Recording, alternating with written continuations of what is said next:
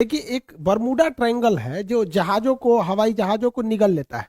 यहाँ कोई जहाज वगैरह भी जाती है तो निगल लेगा। ये अटलांटिक महासागर में है, इसे अंध महासागर कहते हैं। और अमेरिका के पास यहाँ जो क्यूबा है, इस एरिया में एक ट्रेंगुलर शेप में बड़ा लंबा एरिया, लगभग 3 लाख किलोमीटर स्क्वायर का एरिया, बहुत बड़ा एरिया है ये।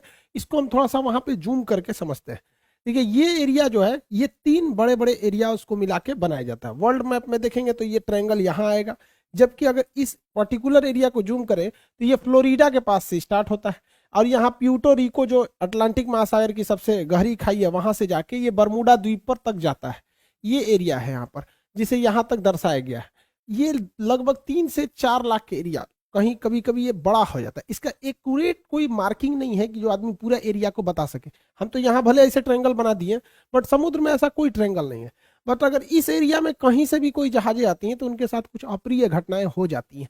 इसके बारे में डिटेल से समझते हैं। 1498 में जब क्रिस्टोफर कोलंबस जा रहे थे इस रास्ते से, तो उन्होंने भी अपनी किताब में वर्णन किया है कि जब वो इस एरिया से गुजर रहे थे तो अचानक मौसम में एक परिवर्तन देखे, प्रकाश देखे, बादल का तड़कना, समुद्री लहजें तेजी से उठने लगी और उनका जहाज डिसबैलेंस होने लगा। इवन कि उस समय देखिए समुद्र में रास्ता दिखाने का केवल और केवल एक ही रास्ता रहता है, कंपास। अब तो सैटेलाइट वगैरह आ गए हैं, बट कंपास ही उस समय एक ही रास्ता होता था जो हमेशा नॉर्थ डायरेक्शन की ओर मूव करता रहता है। वो बता देता है कि इधर की ओर उत्तर दिशा है, तो इसके थ्रू आदमी जा सकता था। तो यहाँ पे कंपास काम करना बंद कर देता था। ये कोलंबस ने भी इसको माना है। 1964 में विंसन गैडिज ने अपनी पुस्तक में, मैगजीन में बताया था कि ये किस तरह से जहाजों को वगैरह को निगल लेता है। इसलिए इस ट्रायंगल को डेविल ट्रायंगल या फिर रहस्यमयी ट्रायंगल कहा गया। यहाँ जाने के बाद जहाजों में अचानक परिवर्तन देखा, इंजन काम नहीं करेगा, जहाज धंसने लगेगी, कोई तैरना चाहेगा तो तैर नहीं पाता है, अजीब अप्रिय घटना होगी और अचानक ही हो जाती थी। और ये जहाज डूब के कहाँ जाते थे तब ये भी नहीं पता चलता था किसी को।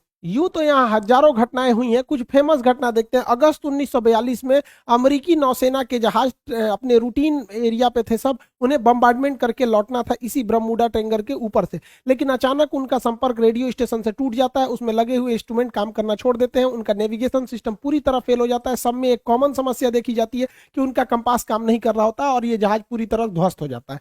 इसको खोजने के लिए 2 दिन बाद रेस्क्यू टीम जाती है। रेस्क्यू टीम का भी पता नहीं चलता है क्योंकि वो भी उसी रास्ते से जा रही होती है जहां से उनका लास्ट लोकेशन ट्रेस किया गया था। रेस्क्यू टीम का भी पता नहीं चल पाता है। उसके बाद ठीक 6 महीने बाद दिसंबर 1942 को फिर अमेरिकी नौसेना का जहाज विमान उड़ान भरता है और फ्लोरिडा से जब उड़ान भरता है और बरमूडा ट्रायंगल से ऊपर जाता है तो ये बमबरसक जहाज भी रडार से गायब हो जाता है। और इसके सामने भी सेम समस्या आती है। पायलट बताता भी है रेडियो सिग्नल पे कि मेरा कंपास काम नहीं कर रहा है, नेविगेशन सिस्टम काम नहीं कर रहा है, मौसम पूरी तरह से खराब है। ये भी ध्वस्त हो जाता है। इसको जब ढूंढने के लिए जो रेस्क्यू टीम जाती है इसके बैकअप में, तो रेस्क्यू टीम का भी आज तक कोई पता नहीं चला कि वो रेस्क्यू टीम कहां चली गई। 1970 में एक पायलट यहां से लौट के आए थे, नाम था उनका ब्रूइस गर्नन।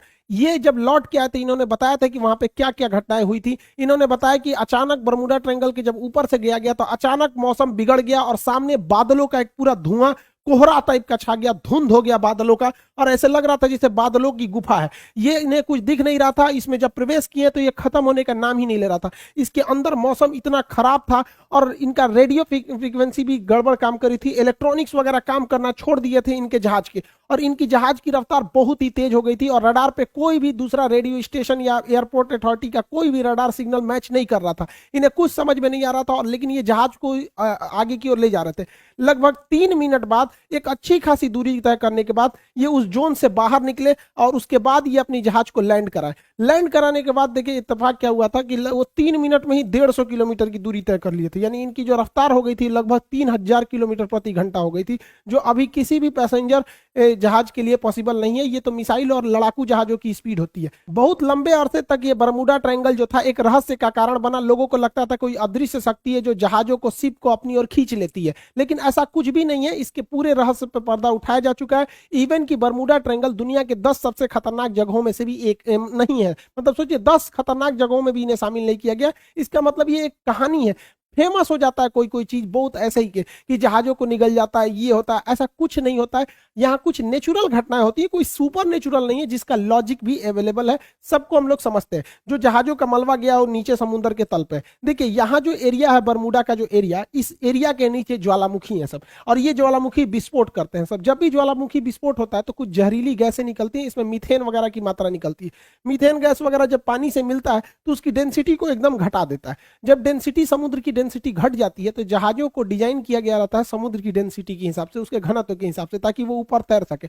डेंसिटी घटने की वजह से अचानक वो नीचे धंसने लगती है, और यही वजह है कि वहां अगर कोई तैरने की भी कोशिश करता है तो नहीं तैर पाता है, क्योंकि उनका घनत्व घट जाता है। जैसे मच्छर जो होता है मिट्टी तेल के ऊपर, पानी के ऊपर तैर रहा होता है, आप एक ढक्कन मिट्टी तेल मिला देंगे ना, या तो वो मिट्टी की तेल से सूंघने से नहीं मरता, उसका घनत्व तो कम हो जाता है और डूब के उसमें मर जाता है। यही घटना यहाँ डूबने के कारण होता है। दूसरा कारण यह है कि बरमूडा के आसपास के एरिया में छोटे छोटे समुद्री पहाड़ हैं सब इस शेप में। जब हवाएं इस पहाड़ से टकराती हैं तो उनमें एक हलचल होने लगता है, जिस हलचल से यहाँ पे एक बवंडर, एक चक्रवात उत्पन्न हो जाता है, और ये बादलों को और वहां के समुद्र के जल को पूरी तरह लहर में बदल देते हैं। और इसमें अगर कोई हवाई जहाज या कोई शिप आ जाता है तो उस चक्रवात के बीच में फंस जाता है, जिससे कि इसमें दुर्घटना हो जाती है। पानी वाली जहाजों के डूबने का तीसरा जो कारण है वो बड़ा सिंपल है, समुद्र के अंदर की पहाड़ियां। समुद्र के अंदर की वह पहाड़ी जो बाहर तक नहीं निकल पाती, उन्हें रीज या कटक कहते हैं। ऐसे कटक इटली और तुर्की के पास बहुत ज्यादा मात्रा में पाए जाते हैं। यहाँ अक्सर जहाज वगैरह गिर जाते हैं, सब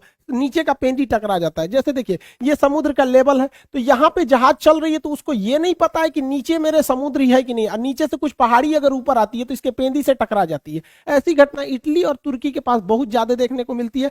आप देखेंगे इटली के तट के पास ही इतना बड़ा जहाज टकरा गया, यहाँ पर एक मालवाहक जहाज टकरा गया, यहाँ पे बड़ी बड़ी शिप टकरा टकरा के गिरी है सब। अब बताइए ये तो गलती है इन लोग की, जो कैप्टन है, क्योंकि इतने मॉडर्न शिप को अगर गिरा दिए लोग तो गड़बड़ बात है। उस समय जहाजों की दुर्घटना ज्यादा होती थी, क्योंकि न रडार था न सोनार था। आज के वक्त में पूरी बेहतरीन ढंग से रडार है, सोनार है। आज आराम से बरमूडा ट्रायंगल के ऊपर से जहाजें भी पार हो जाती हैं और शिप भी पार हो जाता है, कि उनको सोनार उन्हें बता देता है नीचे चट्टान वगैरह नहीं है। लेकिन पहले ये घटनाएं नॉर्मल थी ऐसे हो जाना। हवाई जहाज की दुर्घटना के पीछे सबसे बड़ा जो कारण है वो हेक्सागोनल क्लाउड का है। हेक्सागोनल 6 मतलब फलकों वाला एक क्लाउड होता है, बादल होता है, जिसे सबसे पहले सैटर्न ग्रह के ऊपर देखा गया था। ये बादल जो होते हैं, आप देखिए ये 6 सतह वाले बादल होते हैं, इस तरह से हेक्सागोनल शेप में ये बादल पाए जाते हैं। यहाँ ना दिखने में छोटा लग रहा है, ये सैटेलाइट से फोटो लिया गया, जबकि इसका एरिया देखेंगे तो 50 किलोमीटर स्क्वायर का एरिया होता है। सोचिए लगभग एक जिला बराबर इसका इतना बड़ा एरिया होता है, उतने बड़े में ये बादल होते हैं। और इस बादल के अंदर हवाएं इतनी बवंडर के रूप में चलती हैं, जिनका स्पीड 250 किलोमीटर प्रति घंटा होता है। यानी इसके अंदर हवाएं इतनी तेज होती हैं कि अगर कोई जहाज इसमें प्रवेश कर जाता है तो जहाज को वो तोड़ सकते हैं। तो हेक्सागोनल क्लाउड की वजह से यहाँ पे जहाजों की दुर्घटना होती है, अगर इस हेक्सागोनल क्लाउड में फंस गया तब। और ये भी देखिए फंसता भी, अगर विपरीत दिशा में फंसेगा तो तोड़ देगा उसको, और नहीं तो अगर सेम इधर ही हवाएं चल रही हैं उसी में जहाज भी फंसेगा तो जहाज की स्पीड को बहुत तेज बढ़ा देता है। यही वजह है कि जब वहां से कई जहाजें गुजरी हैं तो उनका स्पीड अचानक बहुत तेज बढ़ गया है। तो इसमें कोई दैवीय या भूत प्रेत वाली घटना या फिर कोई ऐसी चीजें नहीं है जिसका कोई पता नहीं लगेगा। नॉर्मल चीजें, अब ऐसी घटनाएं नहीं होती हैं, लेकिन ये पुरानी कहानियां, इस पे इतनी मूवी बना दी गई है, करोड़ों रुपए लोग कमा लिए इसके लिए। कहानी चाहिए एक डायरेक्टर को, अच्छा खासा कहानी बन जाता है। तो ये आप समझिए साइंटिफिक कारण। अब ऐसा कुछ नहीं होता है। ये तो रहा भैया आपका बरमूडा ट्रायंगल का, जो इधर अटलांटिक महासागर के पास कैरेबियन सागर में। ऐसे ही ये घटना जापान के पास हो गई। यहाँ पर जापान के पास भी एक ट्रेंगुलर शेप में एरिया है, वहां 1980 में एक जहाज जा रहा था डर्बीशायर। ये इतना बड़ा जहाज था जो टाइटेनिक से 2 गुना था। यहाँ कई लाख टन इसमें आयरन ओर की मात्रा भरी हुई थी। अचानक ये डूब गया, इस एरिया में अचानक डूब गया। जापान की सरकारी टीम ने उसे रेस्क्यू टीम भेजा था पता लगाने के लिए, वो भी डूब गई। उसके बाद एक हवाई जहाज से रेस्क्यू टीम भेजा गया, वो भी डूब गया। जापान भी डर गया। बाद में पता चला कि भैया सेम चीजें हैं यहाँ और यहाँ दोनों में, तो इसे एशिया का बरमूडा ट्रायंगल कहा जाता था। हालांकि जापान ने इसका नाम दिया था ड्रैगन ट्रायंगल। जापान के जस्ट नीचे था ये ड्रैगन ट्रायंगल नाम था इसका, बरमूडा ट्रायंगल। ऐसा ही एक ट्रायंगल भारत में भी पाया जाता है, उड़ीसा में। उड़ीसा का एक एयर स्ट्रिप है, अंग्रेजों ने बनाया था द्वितीय विश्व युद्ध के समय, जिसका नाम था अमाडा एयर स्ट्रिप। अमाडा एयर स्ट्रिप ये उड़ीसा में स्थित है। यहाँ पे लगभग 150 से 200 अमेरिकी जहाजें यहाँ से आपस में टकरा गई, कुछ गिर गई। और इत्तेफाक देखिए, जब भी इनके साथ घटना होती थी, ना कोई वेदर खराब था, ना ही कोई मतलब हेक्सागोनल क्लाउड थे, ना मौसम खराब, ना चक्रवात, ना हवाओं की स्पीड, एकदम नॉर्मल टाइम पे यहाँ जहाजें गिर गई। आपस में आमने सामने जहाजें टकरा जाती थी सब, इतना खराब काम करता था यहाँ पर। हालांकि द्वितीय विश्व युद्ध के समय अमेरिकी जहाजें यहीं पे उड़ान, यहाँ पे लैंड करती थी और जापान पे बम गिराने के लिए यहाँ से भी जाया करती थी। आपको भी पता होगा कि अंडमान निकोबार तक में जापान आ गया था। तो इतनी जहाजें अमेरिका की यहाँ से क्रैश की गई थी और उनका बहुत सारा हुआ था। हालांकि ये मिलिट्री का एरिया था, इसलिए इस फाइलों को बंद कर दिया गया, बहुत ज्यादा डिस्क्लोज नहीं किया गया। तो ये भारत का बरमूडा ट्रायंगल आप कह सकते हैं। तो ये तीनों जगह। अब इसके पीछे क्या लॉजिक है भैया? आपको बरमूडा का लॉजिक बता दिए, जो सेम लॉजिक ड्रैगन ट्रायंगल पे भी है, दोनों सेम है। यहाँ क्या है कि ये एरिया झारखंड से करीब है और झारखंड के जादूगोड़ा के पास यूरेनियम की खदान है। आपको पता है यूरेनियम एक बहुत ही रेडियो एक्टिव चीज होता है। ये इलेक्ट्रॉनिक सिस्टम वगैरह को अचानक अगर हाई रेडिएशन होगा या इत्यादि होगा तो इसका बड़ा इफेक्ट पड़ता है, जिससे कि इलेक्ट्रॉनिक सिस्टम काम नहीं करते थे, नेविगेशन खराब हो जाता था, दोनों जहाजों का नेविगेशन एक ही डायरेक्शन में दिखाने लगता था। इसी की वजह से इसलिए दो जहाजें आपस में आमने सामने यहाँ पर टकरा जाती थी अमार्डा एयर स्ट्रिप पर। हालांकि ये चीजें आप बहुत कम सुने होंगे, क्योंकि ये मिलिट्री वाला जो एयरबेस होता है उसकी बहुत ही चीजों को टॉप सीक्रेट ही रखा जाता है। आप तीनों तरह के ट्रायंगल को देखिए, इत्तेफाक देखिए, ये वाला है बरमूडा ट्रायंगल और यहाँ पर है प्रशांत महासागर, अटलांटिक महासागर में, प्रशांत महासागर में है यहाँ पर ड्रैगन ट्रायंगल और भारत में है यहाँ पर आपका अमार्डा एयर स्ट्रिप। अगर आप इसको देखिएगा अक्षांश, तो तीनों एक ही अक्षांश पे आएंगे सब आपको। देखिए तीनों एक ही लेटीट्यूड पे लगभग आ जाते हैं, तो ये एक इत्तेफाक कह सकते हैं। हालांकि सबके पीछे साइंटिफिक कारण है। अब ऐसी कोई घटनाएं नहीं होती हैं।